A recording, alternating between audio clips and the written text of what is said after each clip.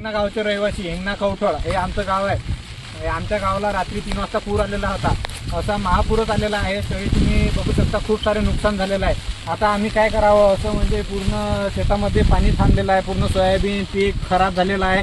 आम्ही फवारणी केली, खत दिलेलं आहे, बियाणे आधीच बियाण्याचा प्रॉब्लेम आहे, त्याच्यात अधिक हे असं नुकसान झालं। आमचं फार नुकसान आहे चांगलं केली। पहिल्यानं सोयाबीन निघले नाही, दुबार पेरणी केली, त्याच्यातही हे पुराने मोठा नुकसान केलंय।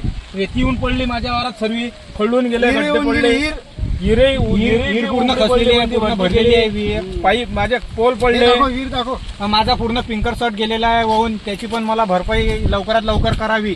रात दिवस रक्त एक पाणी करून हे सोयाबीन पेरलं होतं आणि तिथून महापूर आणि सगळं हे जे सोयाबीन आहे ते वाहून गेलं। निसर्गाने साथ दिलेली आहे शेतकऱ्याची। असंच शेतकऱ्यासोबत का होतं ते बघू शकता। सगळी भरती दिलेली आहे, भरती आणि जे आम्हाला मदत पाहिजे म्हणून विहीर आहे ती विहीर सगळी पाण्याने निघून गेलेली आहे। माझी सर्व सरकारला इथे एवढीच पाणी विनंती आहे आहे। की लवकरात लवकर आम्हाला मदत द्यावी आणि याचे पंचनामे लवकरात लवकर तात्काळ करावे। तर लवकरात करावे। पंचनामे न झाल्यास आम्ही काय करावं? आता आमच्याजवळ काहीच राहिलेलं नाही, पहिलेच दुबार पेरणी केलेली आहे। आता आम्ही काय करावे? याच्यात लवकरात लवकर पटवाऱ्याला देऊन आदेश देऊन याचे पंचनामे करावे। आमच्याजवळ काहीच राहिलं नाही, अन्यथा आत्महत्या केल्याशिवाय काही पर्याय उरला नाही आमच्याजवळ।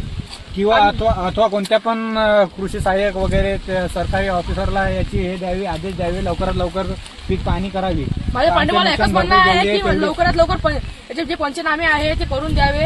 कारण सहकार्य केल्या नसल्यामुळे जे शेतकरी आहे ते काहीही करू शकतात।